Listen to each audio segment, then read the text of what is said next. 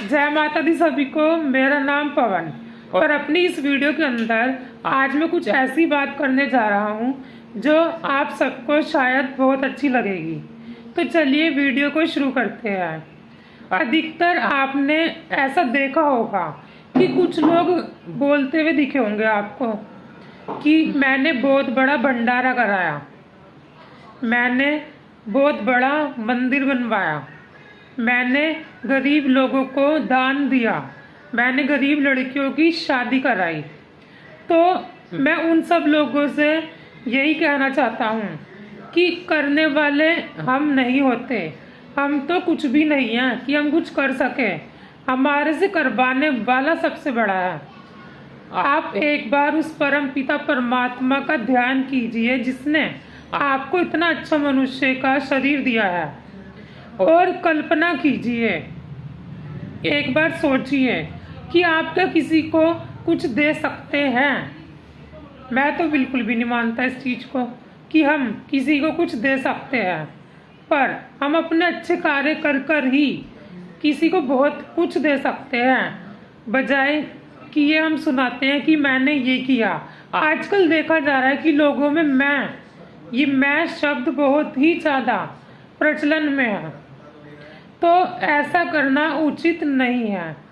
आप कल्पना कीजिए कि आप क्या कर सकते हैं किसी के लिए। क्या आप अपने श्वास, जो आप सांस लेते हैं, किसी को दे सकते हैं? आप अपनी उम्र, जो आपकी आयु है, क्या किसी को दे सकते हैं? नहीं दे सकते। पर आप दूसरों की लंबी उम्र के लिए, लंबी आयु के लिए प्रार्थना अवश्य कर सकते हैं। दूसरों की लंबी सांस चले, लंबी आयु हो, उसके लिए आप ईश्वर से प्रार्थना कर सकते हैं। आप भले ही अपनी किडनी किसी को डोनेट कर दें, अपना हार्ट डोनेट कर दें, लंग्स डोनेट कर दें, पर क्या श्योरिटी है उस चीज़ की कि वो उतना ही काम करेगी? बिल्कुल भी इस चीज़ की श्योरिटी नहीं है।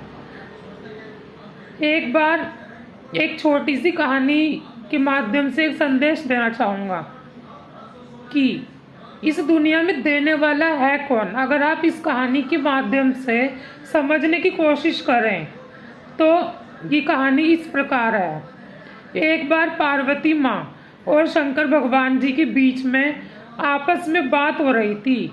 तो पार्वती जी ने शंकर जी से कहा कि आप तो सबको देने वाले हैं, आप कहते हैं कि मैं सबको ही देता हूँ, चाहे वो गरीब है, चाहे वो अमीर है, चाहे वो कीड़ा है, चाहे वो मकोड़ा है, चाहे वो किसी भी प्रकार का जानवर है, सबको मैं पालन करता हूँ, पालनहार हूँ मैं।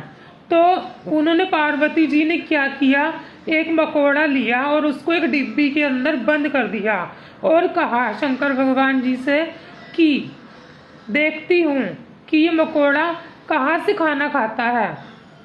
तो जिस टाइम वो उस मकोड़े को डिब्बी में बंद कर रही थी, तो शंकर भगवान जी के माथे से एक चावल का दाना उस डिब्बी के अंदर जाकर गिर गया और फिर उस डिब्बी को बंद कर दिया गया। पार्वती माँ ने उसको बंद कर दिया। अब माँ ने सोचा कि देखती हूँ ये मकोड़ा कितने दिन तक जीवित रहता है। तो बहुत से दिन गुजर गए, 10-15 दिन हो गए इस बात को। तो उसने एक दिन डिब्बी को खोला। तो उस डिब्बी को खोलने के बाद वह इतनी ज़्यादा हैरान हुई कि देखा कि मकोड़ा तो इतने सारे चावल खा रहा है, वो चावलों के बीच में भरा पड़ा है, पूरा डूबा हुआ है। तो इस चीज़ से हमें क्या शिक्षा मिलती है कि देने वाले तो ईश्वर हैं।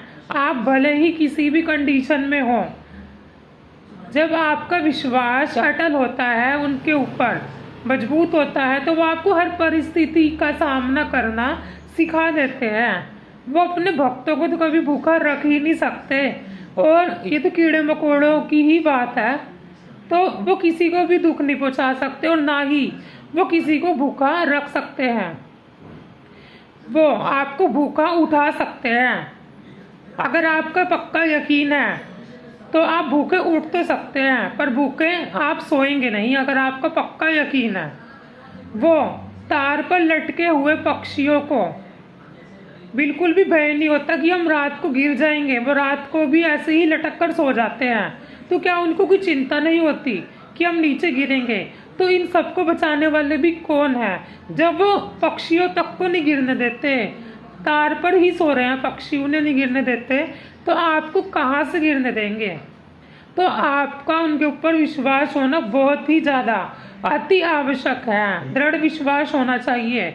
जिस प्रकार सुदामा की भक्ति श्री कृष्ण के लिए अटूट थी, ठीक उसी प्रकार आपका विश्वास और भक्ति ईश्वर में होनी ही चाहिए। कुछ लोग होते हैं जो कहते हैं कि हमने ईश्वर की बहुत सेवा की, बहुत माना, बहुत व्रत रखे, पर हमें क्या मिला? कुछ भी नहीं, दुख और तकलीफ।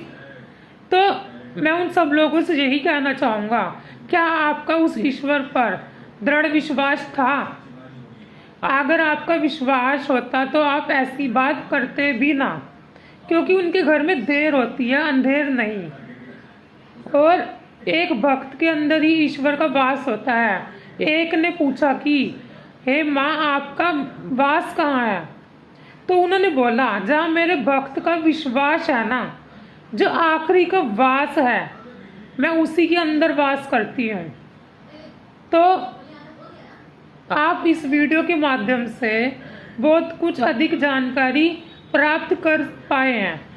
मेरा ऐसा मानना है कि आपके लिए जानकारी काफ़ी अच्छी लगी होगी आपको जो मैंने दी है, और आप भी अच्छे कार्य करेंगे और कभी भी ऐसा नहीं बोलेंगे कि मैंने ये कार्य किया, क्योंकि हम ईश्वर के हाथ की कठपुतली हैं।